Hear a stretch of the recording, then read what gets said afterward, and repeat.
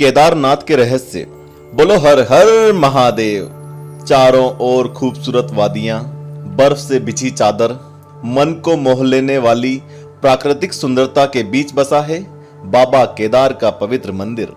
केदारनाथ वास्तविकता और आध्यात्म का वो अनूठा संगम है जिससे रूबरू होने हर साल हजारों की संख्या में भोलेनाथ के भक्त उनके द्वार पहुंचते हैं।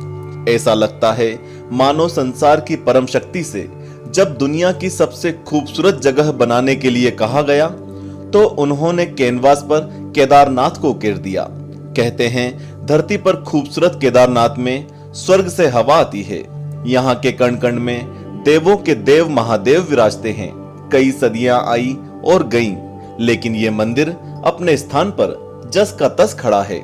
इतने वर्ष गुजर जाने के बाद आज भी केदारनाथ से जुड़ी कई बातें ऐसी हैं जिनके बारे में काफी कम लोगों को जानकारी है। नमस्कार, आप देख रहे हैं आस्तिक स्पिरिचुअल सीक्रेट्स। चलिए आज आपको ले चलते हैं एक ऐसी यात्रा पर जो केदारनाथ से जुड़ी रोचक जानकारियों को खोलकर रखती हैं।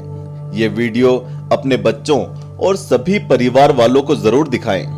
भारत के 12 ज्योतिर्लिंगों में से एक केदारनाथ हिंदू धर्म के सबसे अहम तीर्थ स्थलों में से एक तो है ही, साथ ही ये एक ऐसा स्थान है जो हमारी अनूठी संस्कृति और प्राकृतिक विरासत को प्रस्तुत करता है। शायद आप नहीं जानते होंगे, लेकिन ये ज्योतिर्लिंग त्रिकोण आकार का है। इसकी स्थापना विष्णु के अवतार महातपस्वी नर और नारायण ऋषि के चलते हुई, जिन्होंने घोर तपस्या करके शिव जी को प्रसन्न किया और उनसे आग्रह किया कि वे ज्योतिर्लिंग के रूप में सदा के लिए वहां पर वास करें। इस धाम के बारे में हमें यह भी सुनने को मिलता है कि पांडव अपने भाइयों की हत्या के पाप से मुक्त होना चाहते थे, इसलिए भगवान भोलेनाथ का आशीर्वाद पाने के लिए वे केदारनाथ आए।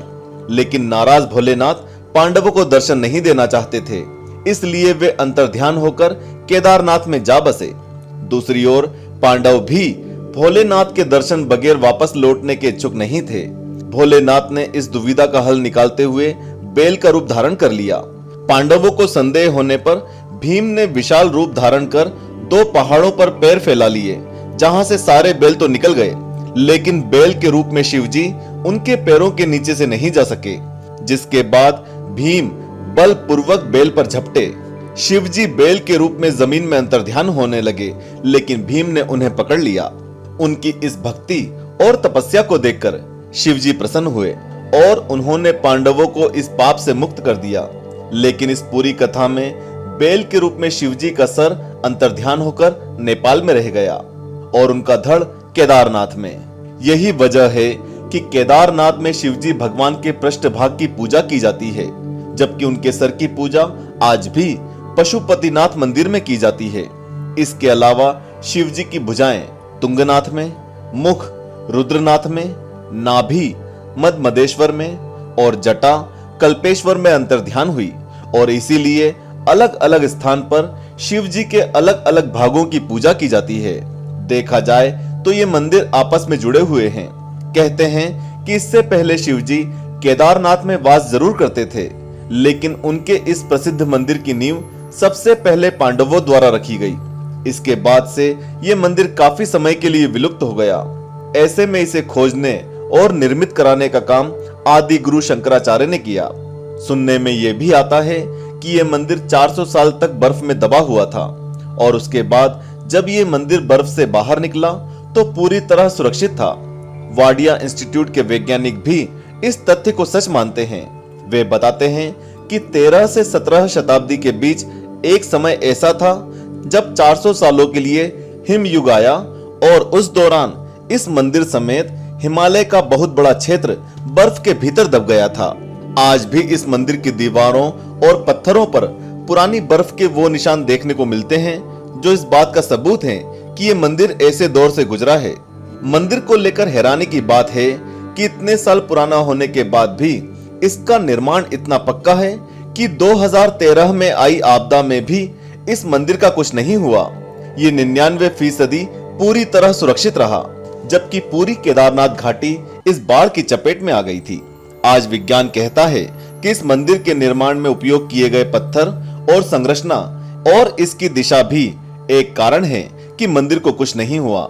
बाकी भोलेनाथ की महिमा जो लोग नहीं जानते उन्हें बता दें कि भारत के ज्यादातर मंदिर पूर्व पश्चिम हैं, लेकिन केदारनाथ सबसे अलग है क्योंकि इसे दक्षिण उत्तर में बनाया गया है।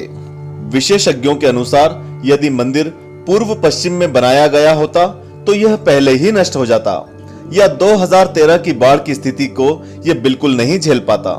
कुछ लोग मानते हैं कि बाढ़ में मंदिर को बचाने का कार्य जिस पत्थर ने किया वह भगवान का ही एक चमत्कार था, वरना सही समय पर पानी के साथ लुढ़कती हुई इतनी बड़ी शिला एकदम सटीक जगह पर जाकर कैसे रुक जाती। केदारनाथ एक ऐसा मंदिर है जिसके बारे में पुराणों में भी कई बातें लिखी गई हैं और एक भविष्यवाणी भी हमें सुनने को मिलती है। पुराणों के अनुसार कलयुग के 5000 साल बीत जाने के बाद जब ये चरम पर होगा, लोग पूरी तरह से लोभ, लालच और काम में डूबे होंगे, तब धरती पर भक्तों की भारी कमी हो जाएगी। ऐसे में भोलेनाथ अपने भक्तों से रूठ जाएंगे। इस कथा के अनुसार बद्रीनाथ के साथ साथ और ये समूचा क्षेत्र लुप्त हो जाएगा।